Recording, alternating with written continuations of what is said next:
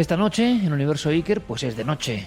El momento, el instante en que yo conecto con todos vosotros de esta forma tan personal. Vamos a hablar de un viejo amigo.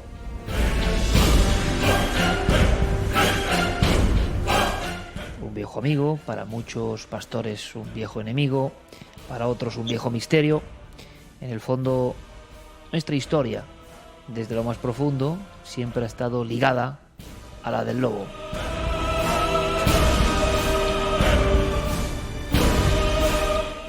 Si me lo permitís, yo quiero hacer un experimento un poco distinto.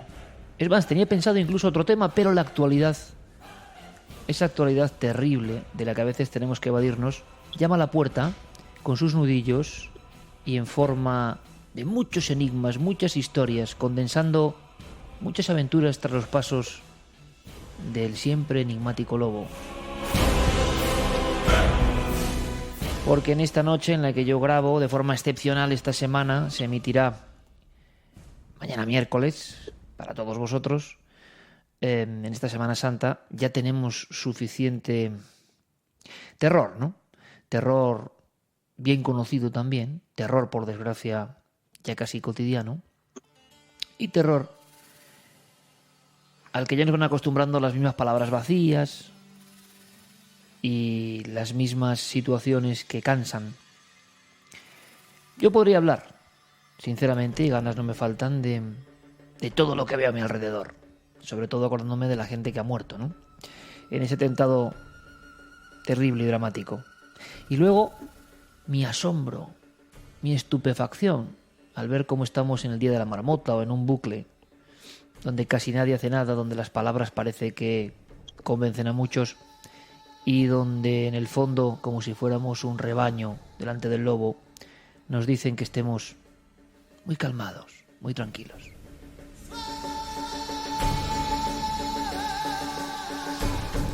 Y no me quiero meter en camisa de 11 varas porque tampoco voy a solucionar gran cosa, y porque si uno da rienda suelta a lo que piensa, a veces puede tener ciertos problemas en el sentido de que se le malinterprete. Es mejor madurar, no con la sangre caliente, los acontecimientos, pero, oye, las mismas palabras, huecas, vacías, los mismos gestos. Y esa frase que a mí me hace mucha gracia, y tengo que decirla: no nos van a vencer. No, oiga, a esas familias y a esos que han perdido la vida, de los que sabemos muy poco, no nos bombardean con sus imágenes dramáticas ni con su vida, pero eran vidas, a esos ya los han vencido.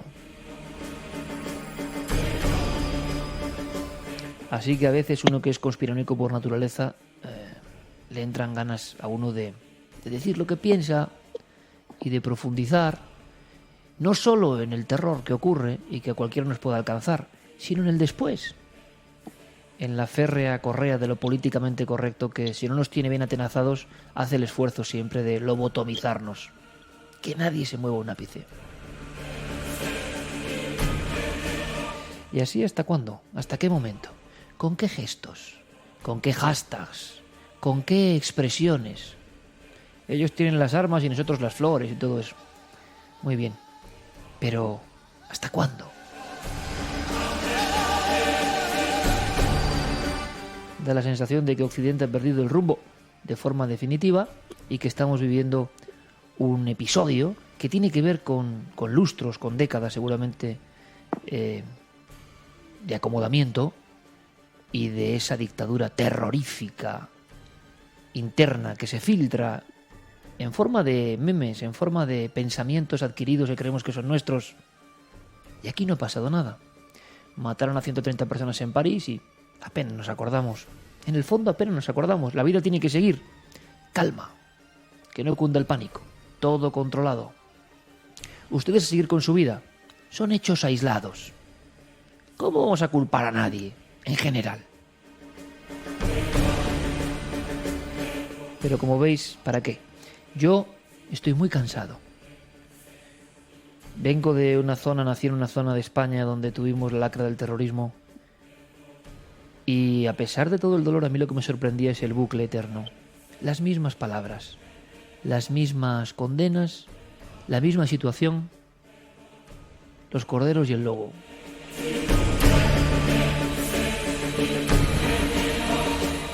Como no quiero cansaros con cosas que lleváis todo el día escuchando, quiero proporcionaros otro tipo de información. Yo pensaba y miraba hacia la naturaleza, quizá un momento en que Europa era otra cosa, a la ancestral Europa. Estaba pensando hablaros de cierto árbol, de un árbol muy enigmático, de un árbol muy especial sobre el que estoy investigando, de un árbol de la vida y la muerte.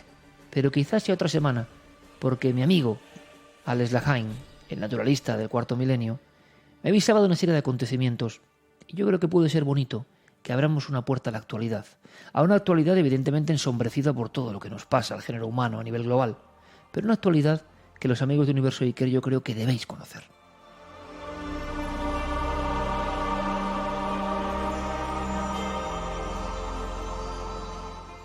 Hace bien poco, más de 30.000 personas, según me informaban, se juntaban en la Puerta del Sol de Madrid defendiendo al lobo, creyendo defender al lobo. Había carteles incluso con el rostro de Felipe de la Fuente, se hablaba de parar, ¿no?, cualquier acción contra el lobo. En su día nosotros hablamos del enigma del lobo, de su misterio, de las conexiones ancestrales, de todo lo que significa nuestro país y en la vieja Europa, ¿no? Es una criatura muy identificada con lo que fue la vieja Europa de los cazadores del Paleolítico, por ejemplo. Quedan cosas por decir, quedan cosas por hacer. Lo que pasa es que ese enfrentamiento entre ganaderos, lógicamente afectados, y naturalistas o ecologistas, no sé cómo definirlo, era una batalla, la guerra del lobo, lo llamamos en su día. Luego me he ido dando cuenta que entre los propios estudiosos del lobo y los que aman al lobo también están divididos en dos frentes. Me gustaría saber un poco más. ¿Os parece muy especializado? ¿Os parece que no es misterioso? Nos va a pasar lo de siempre. Si en un árbol hay misterio, en el lobo también, y en la tierra, y en cualquier cosa. Así que vamos, si os apetece, a meternos un poco a bucear tras las huellas del lobo en España hoy. Lo que está pasando, el misterio y la supuesta guerra, la supuesta batalla. Agradezco mucho a estas horas intempestivas en la Guardilla que conecte con nosotros Alex Lahain. Alex, buenas noches, amigo. Hola, Iker, buenas noches. Bueno, es que a veces es mejor hablar del lobo que no hablar del lobo humano, ¿no? En el sentido peyorativo de la palabra, no por insultar a nuestro amigo lobo, sino porque el hombre es un lobo para el hombre, ya lo dijo el sabio, y hay acontecimientos que, hombre, no podemos abstraernos del todo, ¿no? Pero estamos asistiendo una vez más a una especie de escenografía que ya nos suena, ¿verdad? Que hemos vivido en varias ocasiones y que casi tenemos que viajar a otros mundos, hablando de naturaleza y de lobo, pues para mirar para otro lado de alguna manera, ¿no? Sí, la verdad es que el día de hoy no ha sido demasiado abundante en buenas noticias y también es cierto lo que dices, el viejo depredador holártico se ha puesto de moda últimamente, es plena actualidad.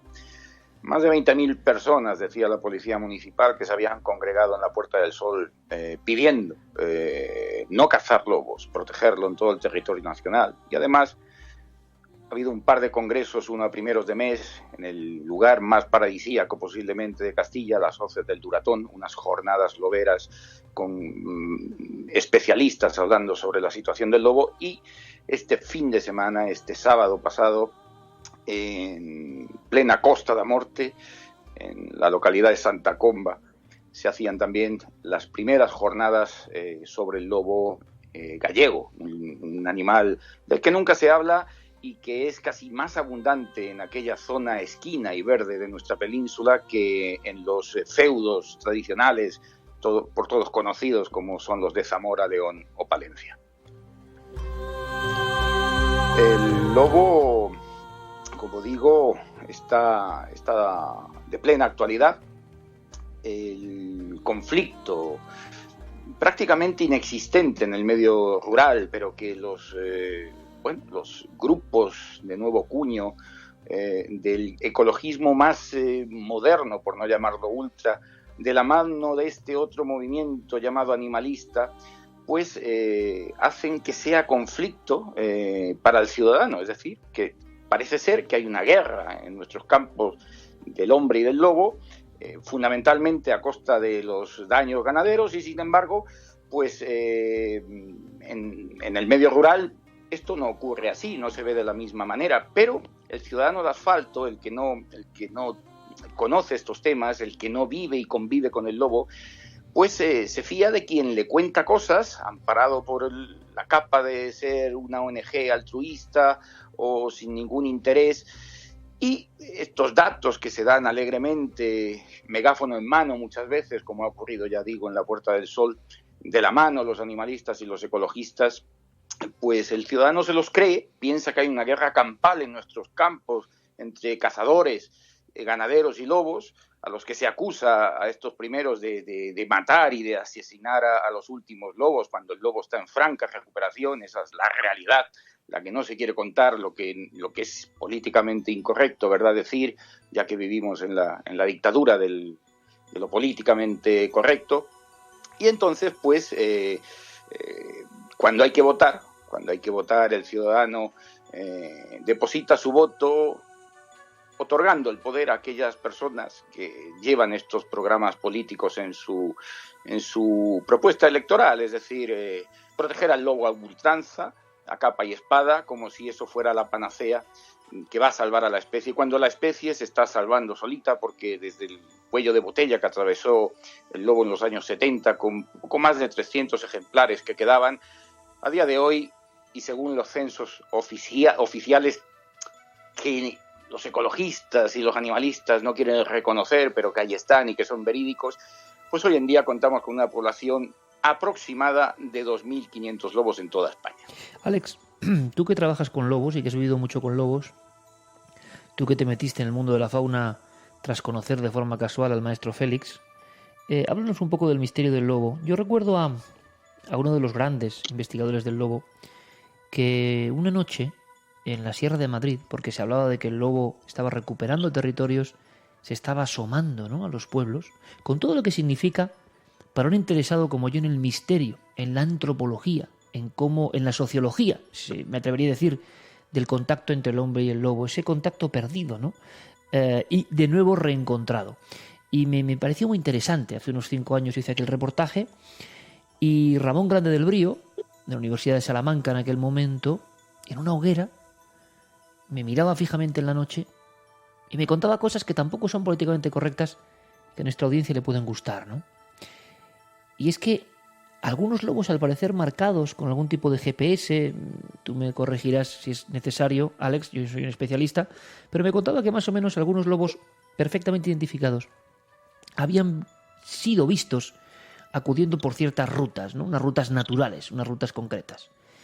Y resulta que Ramón Grande del Brío, que al mismo tiempo que es gran especialista en lobos, es un gran estudioso de todo lo que tiene que ver el telurismo, los campos magnéticos, los enclaves, vamos a llamarlos sagrados españoles, resulta que me decía que los lobos en la noche, por ejemplo, atravesaban zonas y rutas siguiendo esas corrientes telúricas, esa especie de venas, ¿no?, debajo de nuestro país, donde debe haber energías que nosotros ni siquiera controlamos. Aquello me pareció fascinante, así como la tendencia del lobo en ciertos momentos a acudir a zonas que ya habían sido sagradas para los hombres antiguos. Me pareció increíble, Alex. De esto no se suele hablar, no sé por qué. Bueno, no tiene nada de raro porque el lobo y el hombre fueron hermanos durante muchísimos años, miles de años. El lobo fue un colaborador del Homo sapiens, el cromañón antiguo, sobre todo en las labores de la caza. Es decir, el hombre no podía cazar solo, el lobo tampoco podía cazar solo, y la unión y colaboración de ambos, que duró miles de años, hizo posible el que ambas especies sacaran beneficio mutuo. Fueron hermanos el hombre y el lobo durante miles de años, y no es de extrañar que en la memoria antigua, ancestral de esta especie súper inteligente y poderosa, pues aún se esconda en lo más recóndito de sus genes esas zonas en las que el hombre y el lobo se juntaban en la noche para planear la partida de caza del día siguiente. Esto está demostrado en yacimientos arqueológicos, yacimientos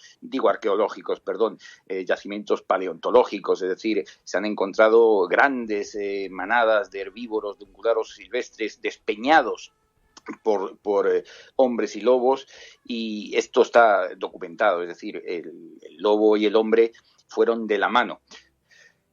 La memoria el hombre seguramente que la tiene más débil la ha perdido de esos lugares. El lobo posiblemente la recuerde. No es de extrañar tampoco que sea capaz de captar esas ondas telúricas, porque el lobo tiene unos sentidos muy agudos, unos olfatos, unas pituitarias y unos vientos poderosos.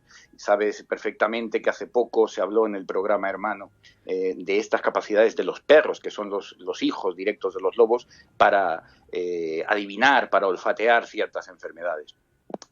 Parece ser que este aprovechamiento de la tierra, de los recursos naturales, que el hombre antiguo, el hombre paleolítico, que tenía un gran respeto por el medio que lo sostenía, igual que el lobo, esto se rompió de alguna manera. Es decir, una corriente venida de Asia, parece ser, llamada Neolítico, hizo que el hombre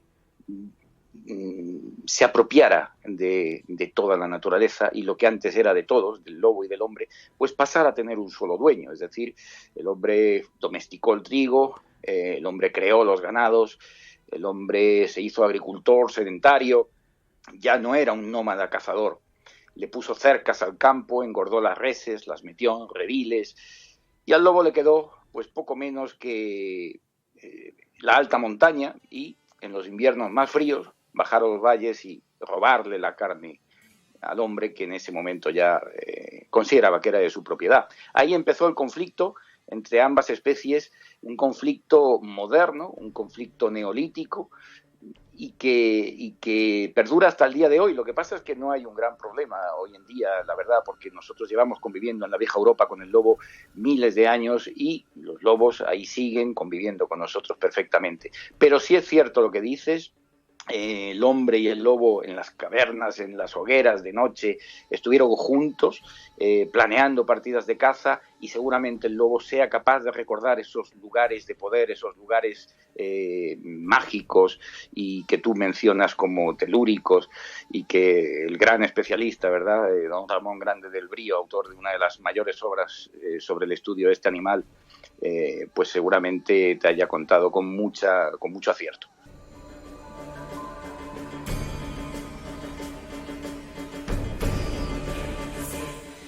Alex, has vuelto de tierras de Galicia, donde hay también esa devoción antigua por el lobo. Fíjate qué curioso, compañero, que estaba revisando yo ayer mismo en este programa, que ya sabéis podéis seguir en radioset.es y en iVoox. Gracias por toda vuestra acogida, como siempre. Yo estaba hojeando unos trabajos de Curtis, de uno de los grandes fotógrafos de los indios americanos. Y cuando voy viendo, ¿no?, algunas vestimentas, algunas cosas, ves la conexión de aquellas tribus hasta bien entrado el siglo XX. Los trabajos más importantes son de 1914. Es una radiografía del chamanismo absolutamente, ¿no? Oye, qué impresión las fotos en sepia de aquellos chamanes en su hábitat, algunos con mascarones que podrían recordar perfectamente a los íberos, ¿no? Con los animales totemizados. De ahí venían, decían, ¿no?, la leyenda del lobo negro y el lobo blanco en el interior de cada ser humano, y que cada uno, bueno, dependía de él, ¿no?, alimentar a uno o a otro, hablando del odio, ¿no?, de la ira, de lo que nos ata, ¿no?, lo más primitivo. Pero la presencia absoluta de lo salvaje, de algunas especies, como conexión hacia el otro mundo, Alex. Eso no sé si he explorado tampoco, pero en España las culturas más antiguas hicieron urnas funerarias con patas de lobo, cabezas de lobo, páteras donde al parecer se podía hacer algún tipo de libación, incluso de algún líquido para, se supone, acceder a estados alterados de conciencia, algunos ritos chamánicos prerromanos, y aparece el lobo, a veces esquematizado, pero con un aspecto de poderío, de fiereza realmente increíble. Y hasta en la vieja Europa, esa vieja Europa tan angustiada hoy, aparecen los chamanes búlgaros con las cabezas, ¿no?, del lobo sobre su propia piel, en una especie de, no sé si del mito del lobisome, compañero, que en Galicia se sabe algo de eso, ¿no? Ese mito no es un cuento de vieja simplemente. Parece que nos retrotrae a algún tipo de acontecimiento real, antiquísimo, en la transformación de una persona, y precisamente en la cultura gallega, esa cultura del lobo también, como la asturiana, ha quedado ahí, ¿no? La posibilidad de la fusión hombre y lobo. ¿Tú qué opinas? Bueno, yo opino que la cultura europea antigua tiene al lobo totemizado de otra manera diferente a la cultura indígena americana. Efectivamente, al otro lado del Atlántico, los primeros pobladores de aquel continente no tuvieron conflicto con el lobo porque eran paleolíticos también, eran sedentarios. Entonces no competían con el lobo, sino que se ayudaban. Es por eso que está el animal idealizado, es por eso que lo veneran de esa forma. Hay que tener en cuenta que el cazador antiguo, el cazador paleolítico, tiene una veneración por el medio, es decir, respeta el medio que lo sustenta, sabe que depende de él. El lobo es parte de ese medio. El lobo simboliza la naturaleza más salvaje, más agreste, y es lo que le permite sustentarse. Hay que tener en cuenta que los grandes pueblos cazadores antiguos que aún quedan a día de hoy, como los pigmeos, como los bosquimanos, los indios de las praderas, evidente, ya no, que viven hoy en día en las reservas, desgraciadamente, pero todos estos pueblos tienen una veneración hacia el animal que les da de comer, hacia la naturaleza, y el lobo es parte de esa veneración. Por ejemplo, tú no sé si sabes que, por poner un ejemplo, ¿no? De este respeto ancestral hacia la naturaleza, los esquimales, que viven en unas condiciones durísimas, cuando el esquimal sale a cazar una foca, el esquimal va con su tiro de perros y cuando mata a la foca, cuando es capaz de sacarla del agua y la arrastra hasta el iglú durante un viaje tremendamente largo de nuevo, cuando llega al iglú, la mujer de este esquimal y él mismo se plantan de rodillas, se postran en el hielo mirando a la foca y empiezan a rezar, pidiéndole perdón al padre de todas las focas por llevarse a una de sus hijas. Ese es el respeto que tiene el pueblo antiguo hacia el medio que lo sustenta. No contentos con eso, el agua, que es el agua dulce, es un bien escaso en los polos.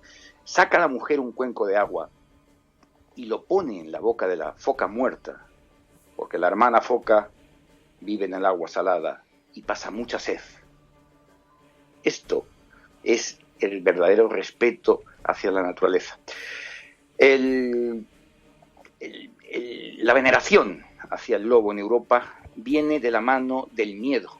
El lobo no solamente puede competir con el hombre, no solamente puede robarle la carne, el ganado, también puede atacarle y matarlo.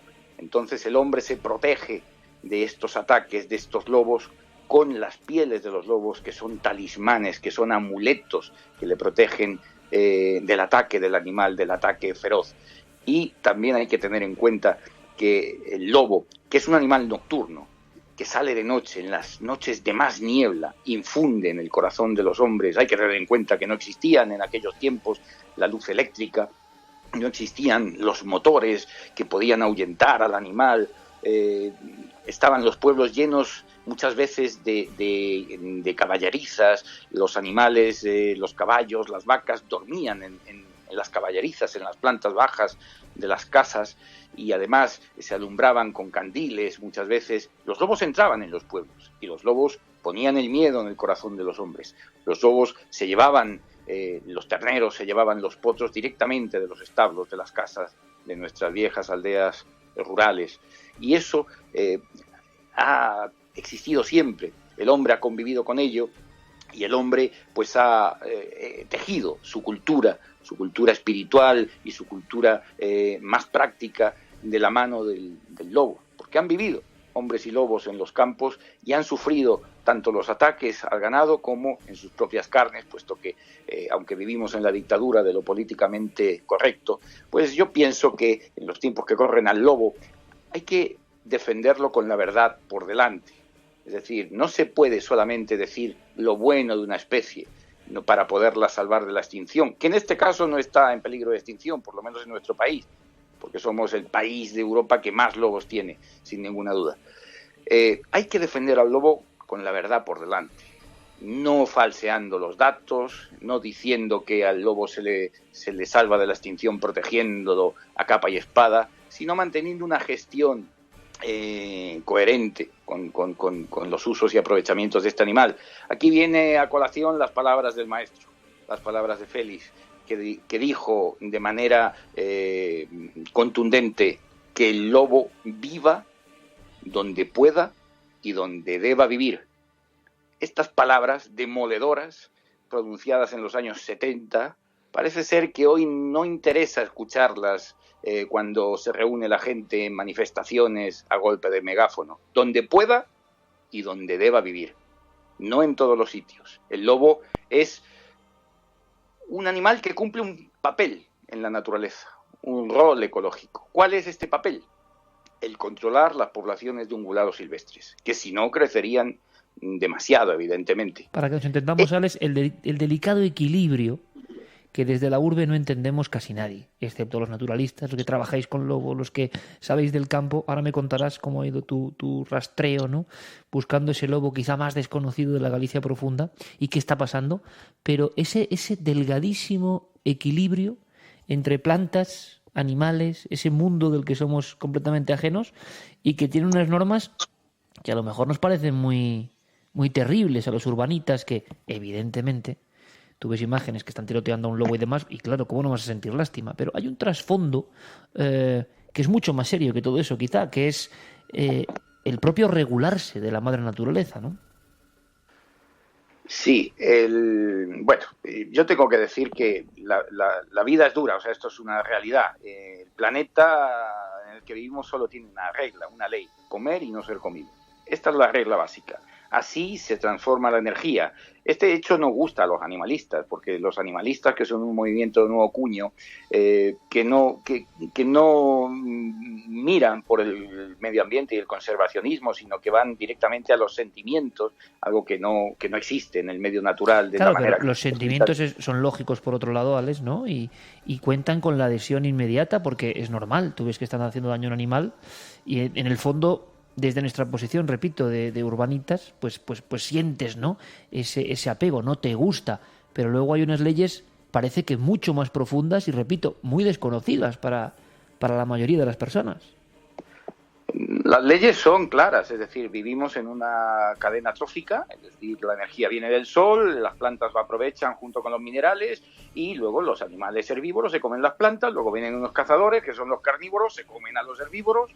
Luego vienen los necrófagos, se comen lo que pueden, y luego los insectos descomponedores y empieza el ciclo otra vez. Es un ciclo duro, es un ciclo que seguramente si alguien de otro planeta viniera y lo viera le parecería espantoso, de cruel, pero es que es así, no existe otro. Entonces, bueno, pues no digo yo los urbanitas, porque la gente que vive en las grandes ciudades pues no tiene por qué entender de todo lo que ocurre en el campo, pero es curioso que los que lanzan estas soflamas, que no se puede matar un lobo, un león, un tigre o cualquier otro animal, no sienten lo mismo por otras criaturas, como por ejemplo son los percebes, las nécoras o simplemente los piojos. Es decir, cuando llega el niño del colegio, pues no hay problema en matar a los piojos, que también sienten, son seres vivos y tienen un sistema nervioso. Y nos podríamos ir a las bacterias, es decir, ¿por qué solamente los animales de ojos grandes, como peluches que nos llenan de ternura, son los que tenemos que proteger a ultranza, y hay otros como por ejemplo el mosquito que hemos tratado hace poco? Ese no. Quizá porque son muy diferentes a nosotros, ¿no, Alex? Claro, el pero mamífero también hay cierta adhesión lógica, ¿no? Es más familiar. Sí, claro, sobre todo si es cachorro, evidentemente, ¿no?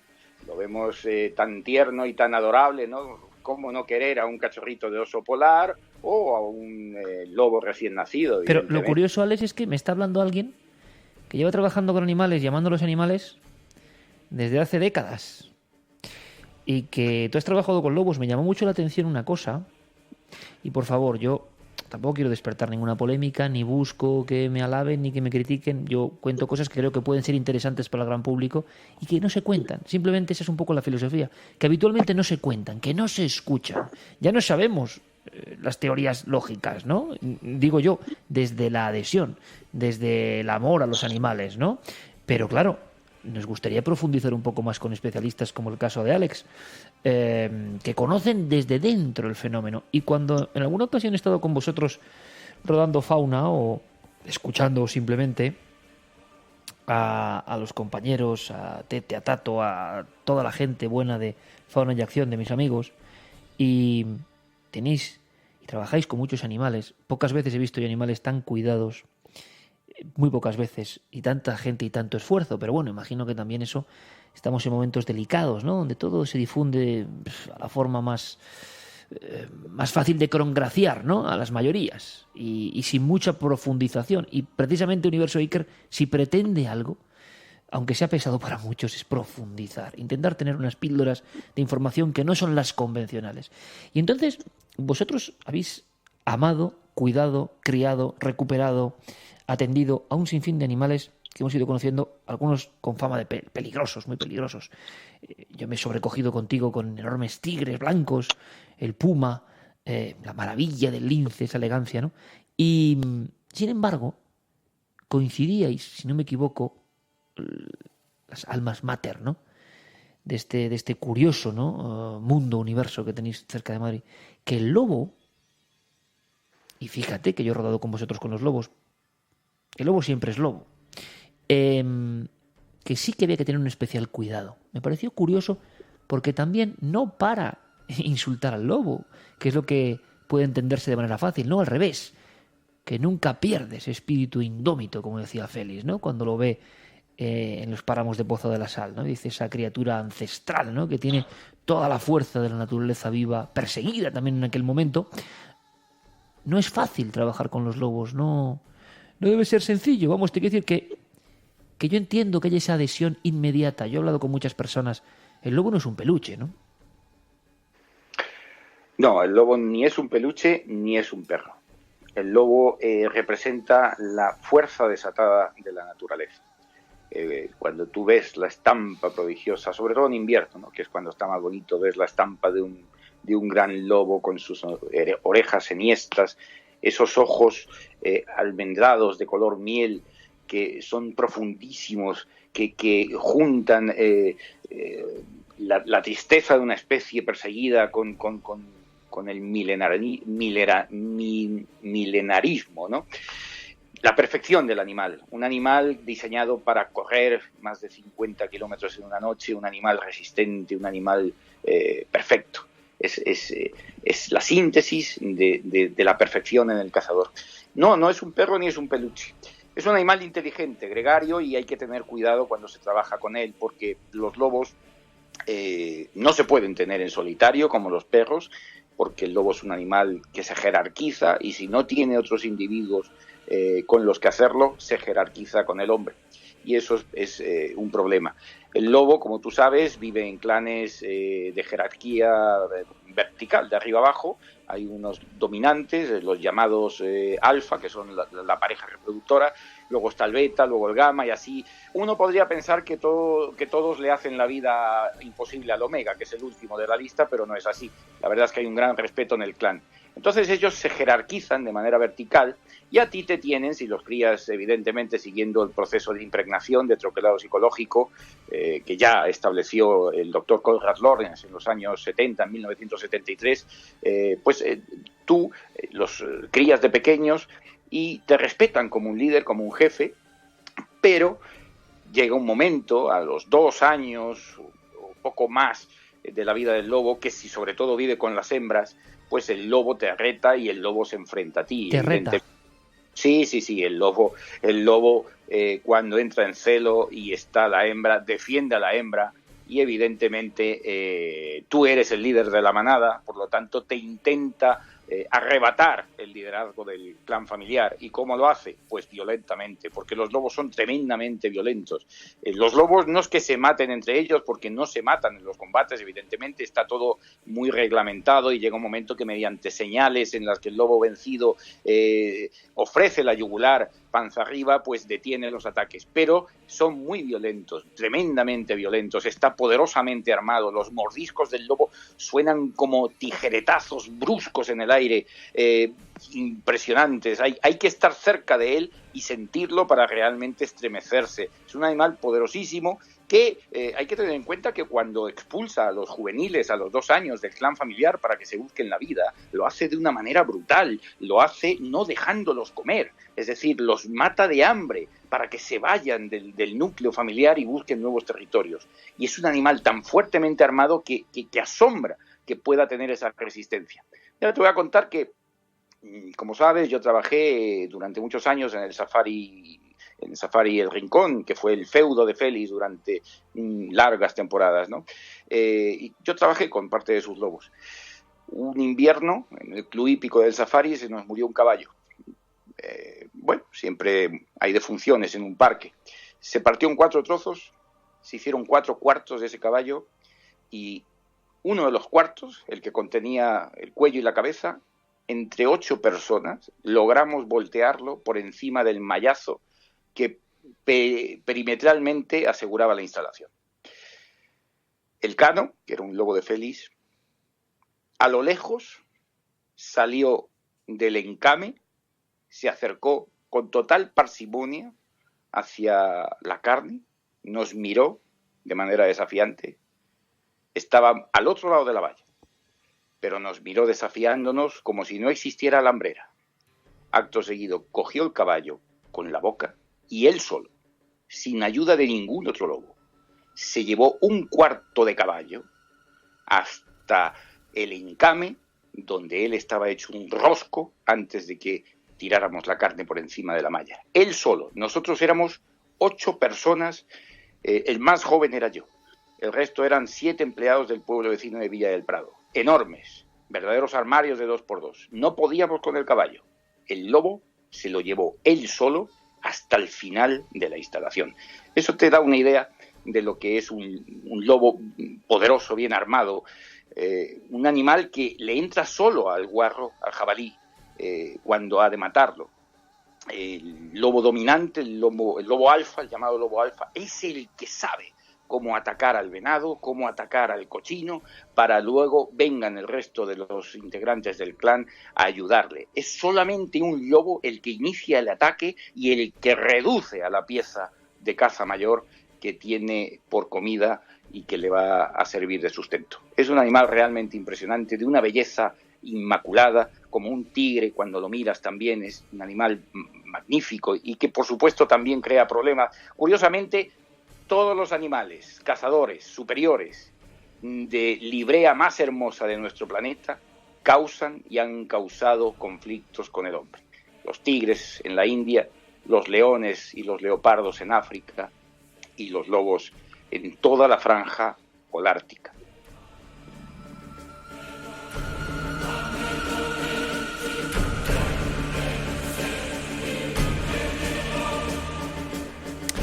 Está claro que nuestro amigo Alex tuvo ese chispazo con Félix y yo creo que todos habéis quedado, a mí me lo han dicho siempre desde niño, ¿no? Pero yo no estaba enganchado a la naturaleza, pero como el maestro Félix, consciente o inconscientemente, os impregnó a tantos, ¿no? En la forma de contar, que no es esa necesidad o búsqueda de imitar ni mucho menos, porque cada uno lo hace a su forma, ¿no? Pero escuchando ahora mismo con este fondo impresionante de Vangelis, ¿no? 1492, la canción hispanola. Yo estaba viendo la escena, ¿no? Y yo espero que vosotros, que es una de las posibilidades, joyas, ¿no? De la nueva comunicación, pues hayáis sentido lo que yo. A mí me estaba pareciendo ver uno de los capítulos de Félix, ¿no? Cómo os ha impregnado a muchos el maestro Félix, no en la imitación, que sería eso lo más burdo y absurdo, ¿no? Sino como los que de verdad amáis la naturaleza, que yo creo que eso no cabe la menor duda, y la amáis habiendo entregado vuestra vida a ello, que es que eso hay que decirlo, resulta que hay como un entusiasmo, hay como una fuerza que se transmite en el verbo, se transmite y lo aprendimos de él, ¿no? De alguna forma eso queda ahí, gravitando, y no es, como puede pensar alguien ajeno, exageración, sí que es énfasis, pero porque es verdad. Es como cuando uno habla del misterio, pues si cree en ello, y yo me alegra mucho, ¿no? Tener un amigo como Alex que cuenta las cosas así, porque le estamos viendo, y porque además parece que está mal, oye, hablar de esto, si es que es la naturaleza. Un ejemplo, Alex, yo Hace más años todavía, hace unos 5 o 6 años, grababa con unos lobos que el buen amigo Carlos Sanz tenía más o menos controlados en una zona de Madrid. Lobos también con su historia, como tantos otros. Tuvieron muy buena relación con Carmen, recuerdo perfectamente. Yo también me aproximé, siempre con un profundísimo respeto. Y esto no sé si lo he contado alguna vez, pero es impresionante, nos dejó bastante fríos, ¿no? Pasamos un día con ese respeto. No es, yo siempre he tenido claro, no es tu peluche, no es un juguete, no es un ser inferior a ti. Precisamente el amor y el respeto significa que hay que tenerlo, ¿no? Y demostrarlo. Pero claro, uno se va confiando. Yo recuerdo que salió un lobo que era más viejo y pocas veces he sentido el escalofrío de esa potencia, ¿no? De esa presencia. No hizo falta ni acercarse, claro. Y la loba, que era más pequeña, que evidentemente parecía hasta más grácil y que jugueteaba con Carmen durante mucho tiempo, hicimos unas fotos. Luego nos enteramos, Alex, que a la mujer de otro conocido naturalista y un buen amigo, nos enteramos de esto tiempo después, claro. En un momento dado, quizá porque la mujer estaba con el periodo, la loba, en un visto y no visto, le enganchó con sus colmillos por la yugular. Tuvo suerte de seguir viviendo, creo que la herida fue horrible y se entró en estado crítico, por lo que me contaron, a punto de desangrarse, ¿no? En ese instante vuelven las cosas a su sitio y uno sabe que no está jugando con algo que es un peluche. La sociedad actual, y yo entiendo que hay resortes de respeto, de solidaridad, de amor a los animales, y me parece fantástico, y todos estamos de acuerdo en muchas de esas cosas, pero hay como una desnaturalización que desde luego Félix creo que no aprobaba, ¿no? Porque Félix, el gran salvador real de los lobos en España, luego decía cosas muy duras de cómo había que mantener de alguna manera la especie, no cualquier costa. En Galicia había casos, el propio Félix los refería, y otros especialistas, del miedo al lobo. Yo ese miedo lo he visto, ¿no? En zonas de Segovia o de la Sierra, investigando, porque es normal, porque es el autor de tantos miedos ancestrales, de tantos cuentos infantiles que significan eso, de tantas historias a la lumbre, ¿no? Eso tampoco hoy es políticamente incorrecto, claro. Cualquier cosa que no vaya con lo que dice la mayoría es políticamente incorrecto y se zanja y eres un censor y un enemigo de los animales y todo eso. Y a lo mejor los amas infinitamente más que quien te lo dice, pero bueno, estamos en esta sociedad que es así. Y en Galicia había unas imágenes, Alex, que creo que te comenté. Haciendo el reportaje de Félix, encontramos una oleada de miedo, de pavor al lobo real, no hay por qué ocultarla. Es la lucha entre hombre y lobo durante siglos, y ya en los años 60, si no me equivoco, había habido algunos ataques que siempre han estado ahí en tela de juicio, algunos quieren borrarlos de la historia, pero que demuestran lo que era el lobo también y su poderío. Y había niños en unas jaulas, Alex.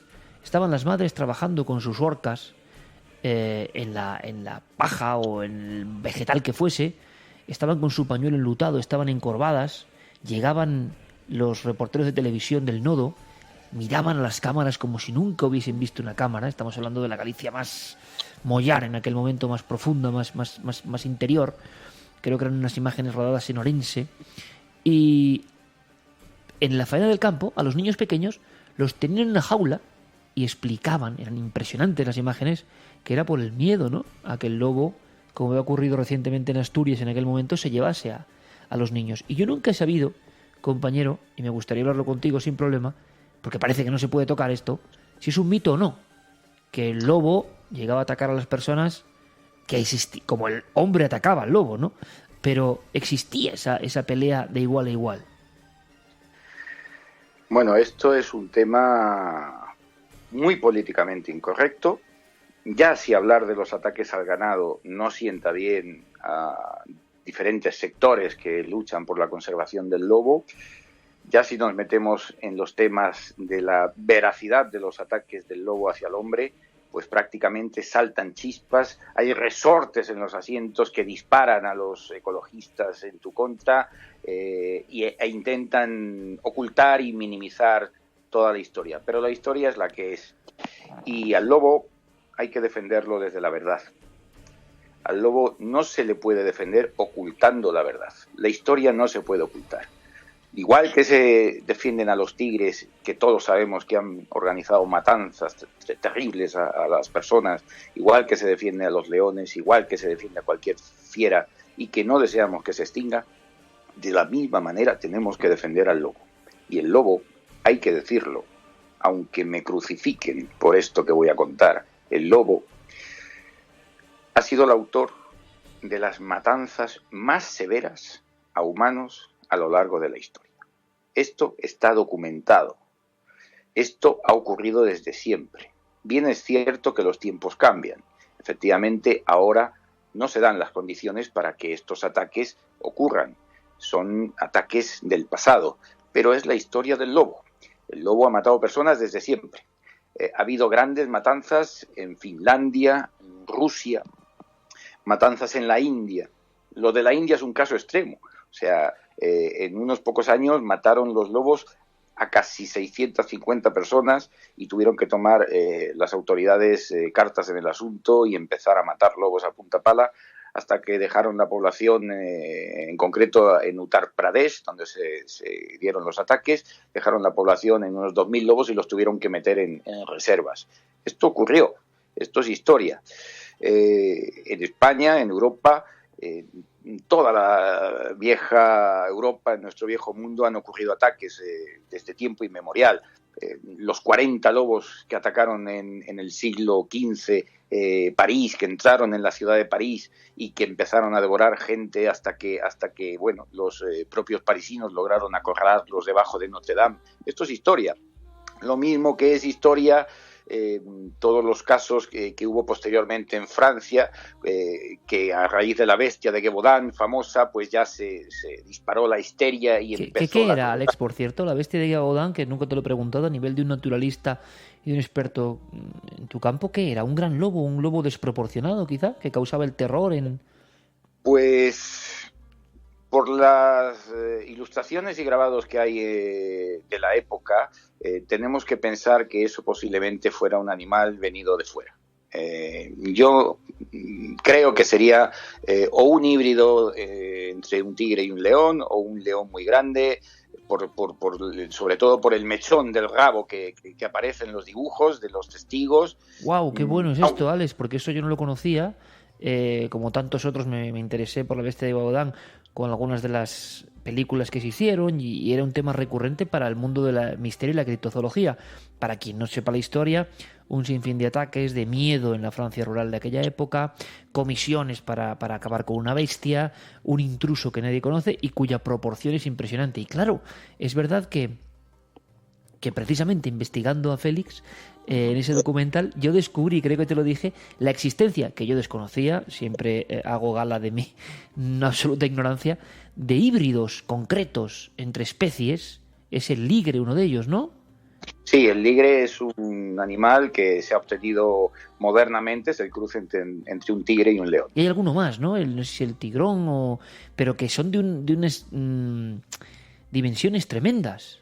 Sí, cuando se da el caso adecuado cuando es el macho un tigre y la hembra una leona, sale un animal desmesurado. En el caso ¿Y eso podía ser en Gévaudan?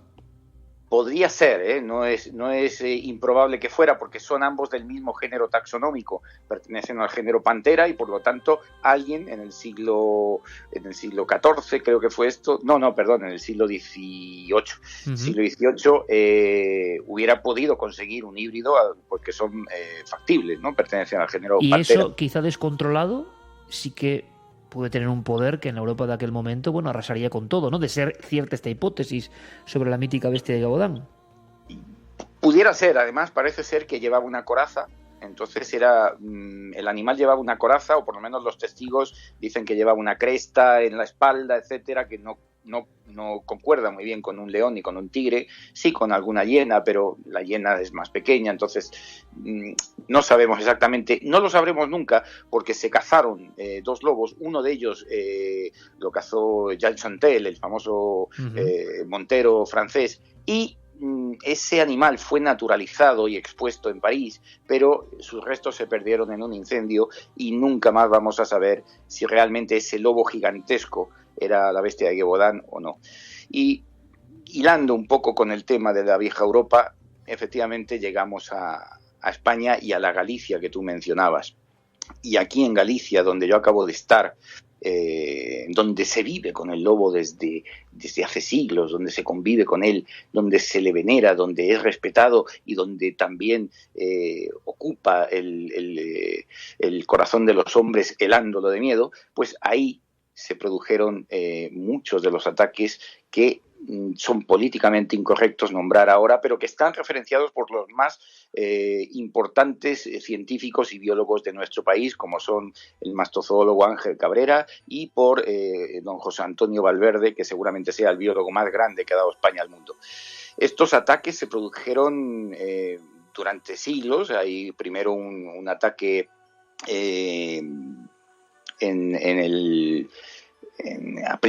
a finales del siglo XIX, fue un lobo rabioso, el lobo de Chantada, mató a 14 personas. Después, en el año 1957-1958, justamente en la zona donde yo estaba, en la zona de Costa da Morte, en la localidad de Vimianzo, una loba parida, que es cuando suelen atacar normalmente los lobos, es decir, justamente después del destete, cuando la loba ha acabado el destete de los cachorros y tiene que volver a cazar porque ya no la alimenta al macho y además tiene que alimentar a los cachorros, es cuando es más crítica la situación y entonces el lobo puede atacar al hombre. Esta loba hizo 4 ataques y de esos 4 ataques mató a 2 niños. Curiosamente, el último de los niños, Manuel Sarpazos, fue no salvado porque ya había muerto, pero fue recogido por Alberto, un señor que tenía en aquel tiempo 17 años y que el sábado pasado me encontré casualmente muy cerca de Vimianzo y lo pude entrevistar. Me relató los hechos, son realmente espeluznantes. El lobo, la loba, había mordido al niño que iba en compañía de otro, lo había mordido por las lumbares, lo había matado y el niño que quedó a salvo corrió y corrió hasta que llegó a un chico a caballo que era Alberto, que rápidamente fue al lugar de los hechos, desmontó y la loba se fue a por él corriendo, soltó al niño, se fue a por él, saltó por encima de él y se perdió en la espesura. Él recogió al niño y ya estaba muerto. Dices que te lo has encontrado por casualidad, ¿no? Me lo he encontrado por casualidad, sí, porque, bueno, no exactamente ¿Qué por cosas? Hablando con gente tal de estas cosas, pues llegó alguien y me dijo, oye, pues yo conozco al señor que en su adolescencia rescató al niño Manuel de la boca de la loba de Vimianzo. Pero que tanto se han dado casi por mito esta historia y resulta que tú te encuentras con los hechos reales, ¿no? Que es maravilloso. Sí, bueno, es que lo tengo grabado, o sea, tengo grabado al señor contándome la historia, que es un testigo vivo de aquellos hechos. También quise buscar al montero que mató a la loba, pero ya había muerto y no pude recoger su testimonio. Pero sí, esto es historia pura y dura, como también lo es la famosa loba de errante norense, que mató a otros 2 niños y que causó el pánico en la región.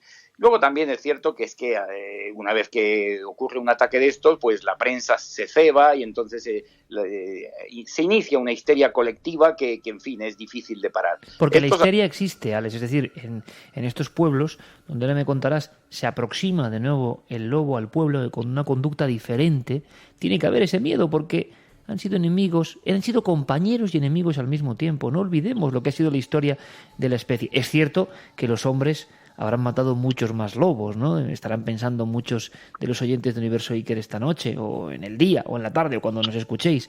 Claro, evidentemente, ¿no? Y los loberos y los cazadores de lobos eran toda una institución. Podríamos hablar horas y horas del mundo del lobo, o los que hacían pócimas, ritos, ensalmos con partes del lobo, siguiendo la estela quizá de los chamanes o los intercesores.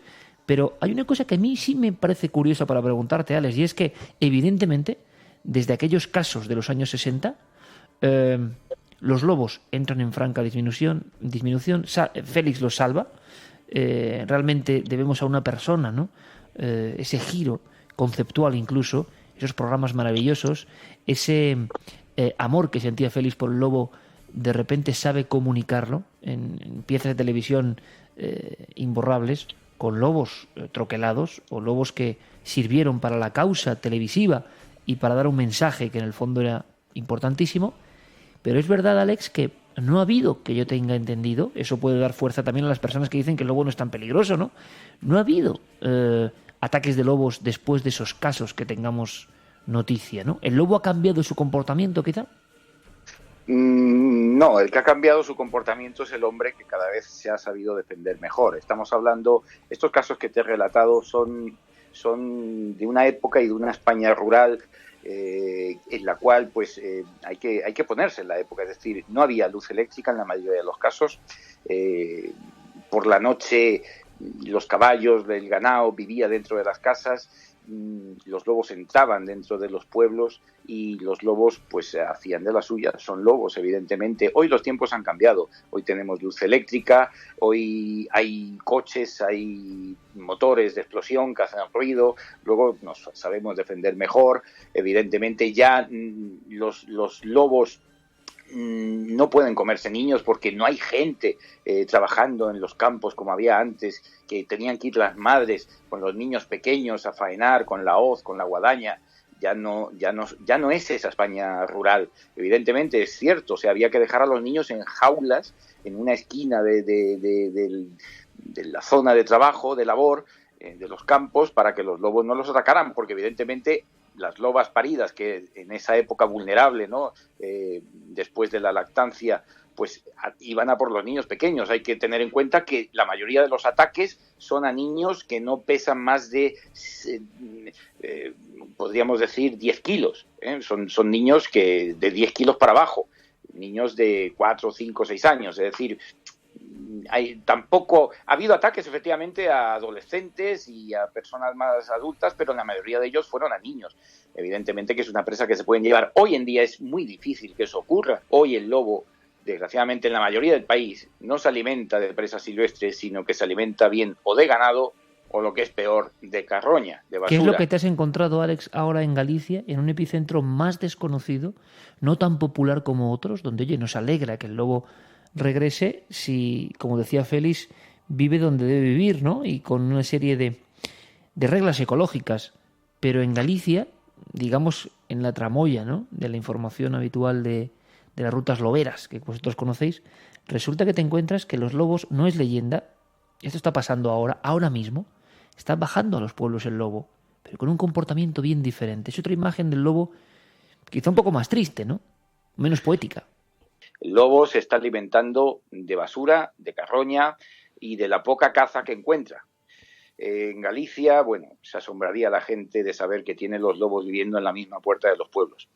Hasta hace poco tiempo, en los años 70, yo estudié en Orense, estuve estudiando varios años en aquella zona de Galicia, pues las granjas de pollos, no había legislación y los pollos muertos los tiraban por encima de la tapia prácticamente, y esa era la comida de los lobos. Y con todo el pienso y tal, pues se cría mucha mimosa. La mimosa es una acacia, una leguminosa, y son muy frondosas. Dentro de las mimosas hay loberas, hay un lobo. Y la gente no lo sabe y están a las mismas puertas de los pueblos. Está pasando hoy eso, Alex, lo que me cuentas es hoy. Hoy es lo mismo, pero hoy ha cambiado la legislación, hoy ya la carne muerta, es decir, los cadáveres de las granjas ya no se pueden tirar por encima de las tapias porque para que se los coma el lobo o el zorro, porque la ley lo prohíbe. Hay que mandarlos a incinerar. ¿Qué ocurre? Que bien sean gallinas, conejos, o bien sean terneros o lo que sea, o cerdos, pues los animales se depositan en unos contenedores, en unos trailers, para que venga la autoridad competente y se los lleve a incinerar. Muchas veces esos trailers, esos remolques, están 2 días, 48 horas, o 3 días, 72 horas, hasta que viene la autoridad. Ahí está la carne. El lobo no tiene más que salir del encame, subirse al remolque y comer toda la carroña que pueda. Y luego vuelve a su cubil tan ricamente y ya está. Y lo hace de noche, porque el lobo es un animal que sale de campeo cuando el sol pues ya no es vencido por las primeras estrellas, ahí es cuando sale el sol. Y luego, cuando vuelve a despertar el día, el lobo a su cubil de nuevo. Y mientras tanto se ha estado alimentando de basura y de carroña que encuentra por ahí, en la misma puerta de los pueblos. La gente esto muchas veces no lo sabe, porque si supiera que tiene al lobo en la entrada de su pueblo, pues evidentemente la histeria volvería, es decir, sería catastrófico, ¿no? Porque habría peligro hoy en día, Alex, ¿puede haber peligro ante esta proliferación de lobo? Repito, aunque no sea políticamente correcto y aunque amemos y queramos al lobo, evidentemente, como seguidores de Félix, yo creo que acreditadamente demostrados que somos tú y yo, ¿no? Pero puede haber un peligro si hay una profusión, de alguna manera, de ejemplares de lobos tan cerca de las urbes, como están dando problemas otros animales, incluso en el propio Estados Unidos, con algunos osos creo que hay problemas tremendos que bajan los contenedores. ¿Esto que no se cuenta puede llegar a ser un problema si no se toman ciertas medidas? Yo no creo que sea un problema. Digo lo de la histeria colectiva por la leyenda negra, a veces justificada, a veces no, que arrastra el lobo, ¿verdad? Pero yo no creo que se puedan repetir los casos de antropofagia y de lobos devoradores de hombres que hubo en el pasado. Lo veo tremendamente difícil. El lobo es una especie hostigada y perseguida a sangre y fuego. Huye del hombre realmente, ¿no, Alex? Huye del hombre, sí. El lobo teme al hombre por encima de todas las cosas y es muy rarísimo que a día de hoy el lobo pudiera volver a cometer ataques contra el ser humano. Pero lo que es cierto es que cada día crece más la población de lobos y llegará un momento que el problema con el ganado se convierte en un problema muy serio. Esa es la triste realidad. Hay que recordar que en los años 70, y esto tampoco gusta que se recuerde de manera habitual por parte del colectivo ultraecologista ni nada, en los años 70 el lobo atravesó un cuello de botella de poco más de 300 ejemplares. Se echa la culpa a los cazadores y a los ganaderos, cuando esto no es así, esto es falso, esto es mentira.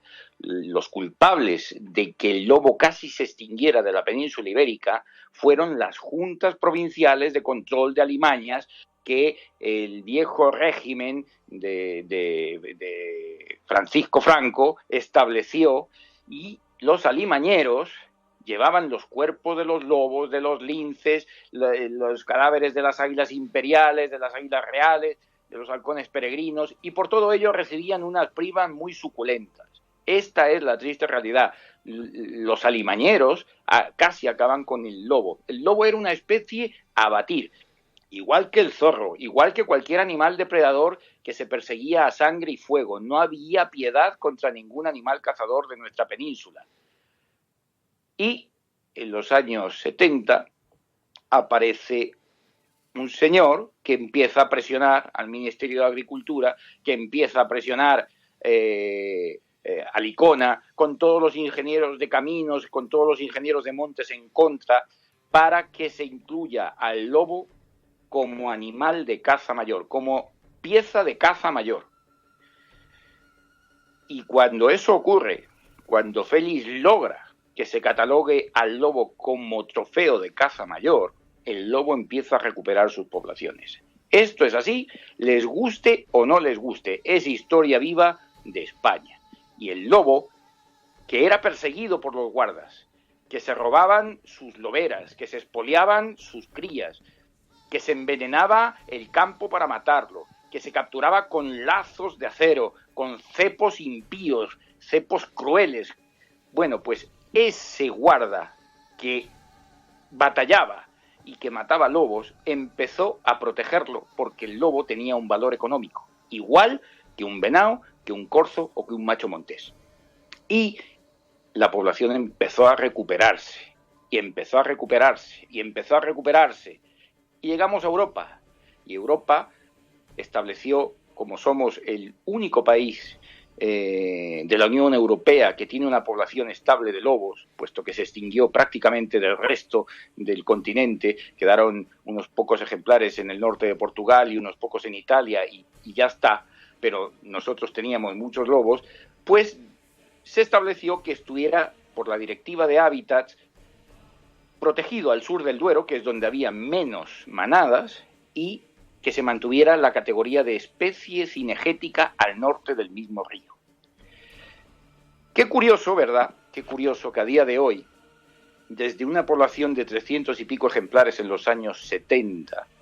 Nosotros tenemos hoy, según el censo oficial, que niegan los movimientos ecologistas, pero que está hecho con el máximo rigor, tenemos, se ha publicado hace poco, un total de 297 territorios, que no siempre corresponde territorio con manada, de los cuales hay 27 al sur del Duero y el resto, es decir, los 270 restantes, están al norte de ese río, donde se puede cazar, donde es especie cinegética, donde se regula y gestiona mediante la caza. El lobo está aumentando sus poblaciones y está cruzando el Duero y se está estableciendo al sur de ese río. Es decir, ya tenemos lobos en Salamanca, en Ávila y, por supuesto, tenemos un par de manadas en la Sierra de Madrid, como todo el mundo bien sabe.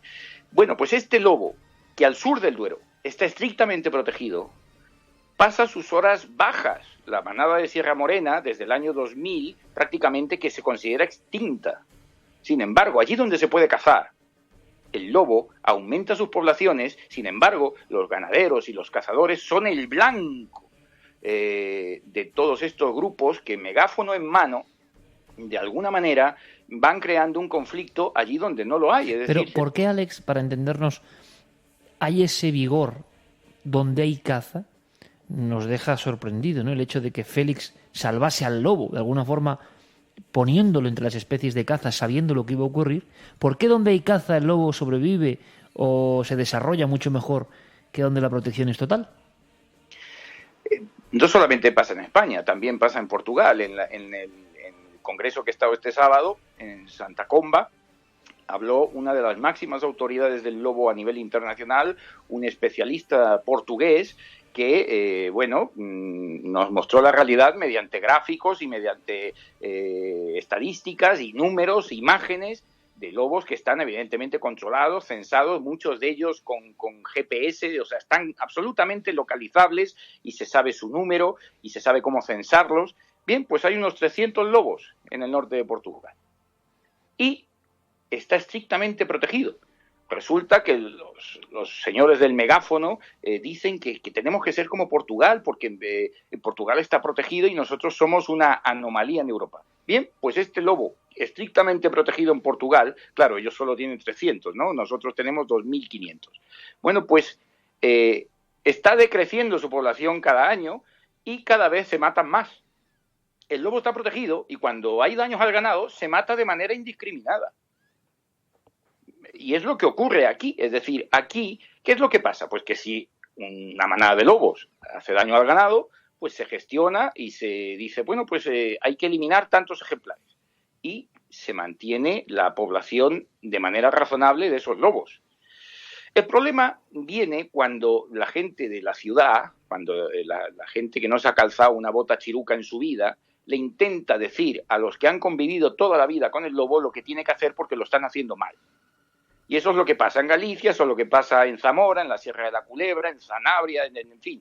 Eso es lo que pasa en todos los lugares donde va esta gente. Crean un conflicto donde no lo hay. El lobo se gestiona muy bien con la caza, como se gestiona cualquier parte de naturaleza, es decir, controlando.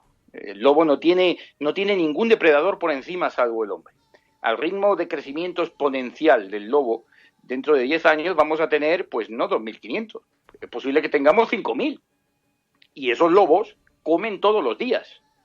Y yo me pregunto, ¿les van a dar de comer estos señores a esos lobos de su propio bolsillo? ¿Se los van a llevar a su casa y les van a dar de comer? Porque de momento estos lobos lo que sabemos es que predan, en Galicia donde yo he estado, predan básicamente caballos.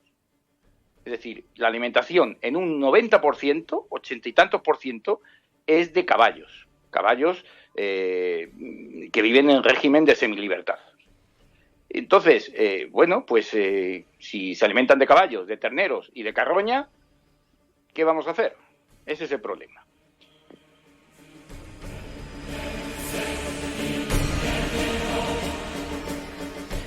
Lo cierto es que la batalla del lobo tiene muchos elementos, está creciendo. Nosotros, cuando hemos tocado el asunto del lobo con diferentes especialistas y diferentes amigos, hemos visto el eco que tiene. Hemos llegado a sentar en Cuarto Milenio en la mesa a defensores a ultranza del lobo y a ganaderos. Y bueno, a mí me interesa sobre todo el lobo por por el hálito que trae de misterio, ¿no? y de conexión y de naturaleza viva. Y yo creo que a nadie le puede caber duda de que estamos encantados con que el lobo siga aullando en las noches de España, ¿no? Como decía Félix, evidentemente. Ahora, puede haber un conflicto tremendo si no se hacen las cosas bien. Hay mucho interés de todo tipo, imagino, detrás de esto, pero para tampoco ahondar en ese territorio cenagoso, vamos a llamarlo así, Alex, y aunque sea muy brevemente, tú has estado ahora con especialistas, conocedores profundos de años y años trabajando con el lobo, y todos amáis al lobo. ¿Qué se debería hacer?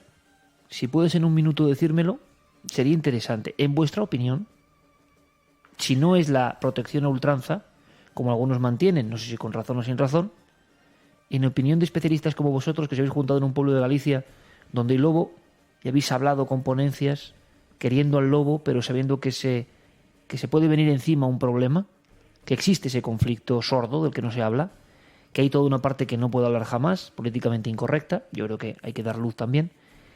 ¿Qué opináis los especialistas? ¿Cómo se debe hacer la cosa a partir de ahora? Bueno, la palabra especialista abarca hoy en día en el tema del lobo a gente de muy distinto criterio. Es decir, especialistas son tanto los que no han pisado el campo en su vida, como los que conviven con el lobo, como los que viven en el monte para censar y estudiar los lobos mediante diversas técnicas, que son naturalistas de campo, ¿verdad? Todos esos son especialistas y todos tienen una opinión. Y no hay un criterio común. Yo te puedo dar idea de lo que yo pienso. Es decir, a día de hoy no creo que la protección total en todo el territorio nacional del lobo sea beneficiosa para la especie. Yo creo que al norte del Duero el animal tiene que seguir siendo especie cinegética. Es como se regula bien, es decir, el lobo está creciendo y está creciendo exponencialmente. No es una mala gestión, si no el lobo se habría extinguido. Al sur del Duero, yo creo que a día de hoy no debería de autorizarse su caza, como algunos piden, de manera inconsciente. Yo opino que de manera inconsciente, porque no se dan las mismas condiciones que en los años 70. Al sur del Duero, el lobo está entrando en territorios en los cuales los ganaderos, los pastores, llevan más de 50 años, casi 60 años sin lobos. Entonces, el lobo allí hay que protegerlo por lo menos hasta que las poblaciones sean estables. Son unas poblaciones muy exiguas todavía. Yo pienso que hay que dejarlo como está. Lo que hay que agilizar son las indemnizaciones cuando hay daños. Evidentemente hay picaresca, evidentemente hay algunas manzanas podridas que intentan cobrar que la hay, ¿no? Porque claro que la hay, mi impresión, Alex, mi impresión personal, repito, desde el desconocimiento, hablando con el mundo ganadero que se veía afectado, también yo veía que había toda una trama económica que también se denuncia de fondo que es peligrosa, ¿no? Y que en un país como el nuestro tampoco nos va a extrañar, ¿no?, que haya corrupción a ese nivel. Lo hay en todos, pues imagínate en este también. Claro, pero hay que entender al ganadero también, es decir, la administración le paga a los 2-3 años y no le paga todo, o sea, es decir, le paga por oveja muerta en este caso, pero no le paga por la oveja que ha quedado herida, ni le paga por la oveja que ya no va a parir debido al estrés o que ha abortado, o que muere de las heridas a las 24 horas o a las 48. O sea, en realidad las pérdidas las asume el ganadero porque tiene que luchar con la administración. Esto había que agilizarlo. Y bueno, me parece que somos la 12ª o por ahí potencia económica del mundo, no sé si la 12 o la 14, no me acuerdo bien. Y, hombre, los daños del lobo están valorados anualmente en 1 millón de euros. Yo creo que un país como el nuestro se puede permitir el lujo de pagar 1 millón de euros y seguir teniendo lobos y no crear conflicto, es decir, que no es un precio muy grande a pagar, 1 milloncito de euros al año por mantener a los lobos y que no haya conflicto y que los ganaderos estén contentos, pues tampoco me parece un precio desorbitado. Oye, Alex, o sea, por lo tanto hay dos mundos, ¿no? Uno al norte del Duero y otro al sur, como una gran frontera, dos universos bien diferentes donde la forma de actuar también tendría que ser diferente. Sí. Dime. Sí, pero es que al sur del Duero la situación es distinta, porque fíjate, al sur del Duero el lobo, como lleva tiempo sin habitar, pues la gente lo ve como un alien, como un ser sacado de su entorno, como si nunca hubiera vivido allí, como si el lobo no tuviera 4 patas muy hermosas y pudiera correr y andar todas las noches 40 kilómetros, ¿verdad? Pues claro, los ganaderos se han olvidado de protegerse del lobo, no encierran al ganado, no tienen perros, mastines, que es la mejor defensa contra el lobo. Y luego, pues si vamos más al sur, evidentemente hay mucha caza, hay gamos, hay venados, hay cochinos, hay de todo, pero están todos encerrados en fincas latifundistas. Y resulta que cuando un pobre lobo de los que viven al sur del Duero se lleva un venado, se lleva un gamo o un muflón, pues el propietario de esa caza empieza a perseguir a esos lobos como si al robarle un venado, pues poco menos se tuviera que ir a vivir debajo de un puente porque lo empobrecen, ¿no? O sea, hay que un poco tener criterio, es decir, hay que aprender a defenderse del lobo. Llevamos 60 años al sur del Duero sin convivir con el lobo y hay que volver a tener perros y hay que volver a guardar el ganado y hay que poner pastores eléctricos y hay que estar el ser humano al lado del ganado. No podemos tener el ganado suelto por los montes sin pastor y sin nada, porque evidentemente pues el lobo ataca. El lobo es un predador y ataca, está claro. O sea que al final, desde las urnas cinerarias de los lobos, de los príncipes íberos, donde se veía su fuerza, los pectorales de algunas figuras increíbles, por ejemplo el de Elche, donde aparece un lobo que realmente parece un alien, pero en el buen sentido, ¿no? Con una presencia que lo sitúa casi en lo espiritual. Ese animal totémico, ese animal venerado, ese animal que nos ha acompañado desde el famoso Pacto de los Lobos hace ya milenios, bueno, pues vuelve, y yo creo que es un tema sumamente interesante a nivel antropológico, etnográfico, a nivel sociológico, poblaciones donde el lobo era solo un recuerdo, por desgracia a veces solo un recuerdo oral, vuelve a existir el lobo. Y luego el conflicto quizá más especializado, el conflicto entre los que, amando el lobo, creo que tienen visiones muy diferentes, muy distintas, y eso a nosotros, a los que no sabemos, repito, nos extraña y nos sorprende, porque está ocurriendo en nuestro país, está ocurriendo ahora mismo, y no se cuenta mucho.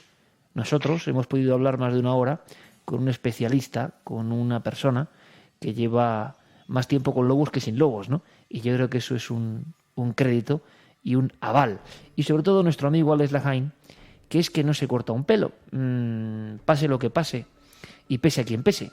Y eso, bueno, a veces es arriesgado, pero a mí me gusta tener amigos que cuenten su verdad, que lo hagan desde la experiencia personal, sin acomodarse a las veletas de las modas o lo que esté bien dicho y oído, y que hablen con espíritu crítico y con indiscutible amor a la naturaleza y a su profundo espíritu. Así que te agradezco muchísimo esta crónica en Universo Iker, Alex. Te agradezco mucho que nos hayas enseñado cosas que podríamos titular casi como lo que no se cuenta del lobo. Lo que no se cuenta del lobo, gracias en este Universo Iker, el mérito de nuestro amigo, el naturalista, compañero en fauna y acción, Alex Lahain. Amigo, un abrazo muy fuerte. Otro para ti, Iker.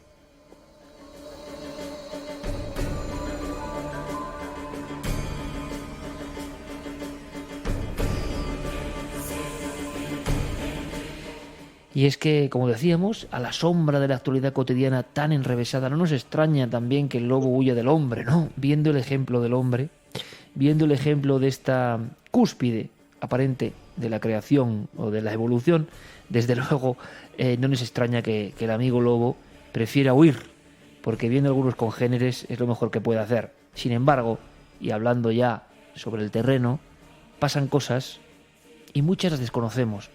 Y sabéis, esa sensación yo la tengo con todo, absolutamente con todo. Estoy en el ecuador de mi vida, quizá, no lo sé, ojalá, y cada cosa me parece más asombrosa. Y en cuanto penetro en un universo, en un microuniverso, me doy cuenta de que se nos cuentan cosas permanentemente que interesan a unos pocos, que son políticamente correctas, que tienen más éxito, y sin embargo hay toda una serie de verdades subterráneas que solo se mueven en pequeños círculos. Y es muy bueno escuchar a los pequeños círculos para poder aprender. ¿Habéis aprendido conmigo y con Alex algo del lobo, de la situación actual? Bueno, pues si es así, este programa ha cumplido su objetivo. Porque esto, os lo aseguro, no se suele contar. Y luego la opinión libre, como siempre, en nuestros muros, en Nave del Misterio, donde queráis, en iVoox, ponednos verdes si queréis, haced lo que os plazca, pero sobre todo, llevaos la información. Hacedlo si es posible, escuchando el programa, porque hay material interesante, citas concretas, realidades ocultas, porque el misterio está en todo, en nuestro amigo Lobo también.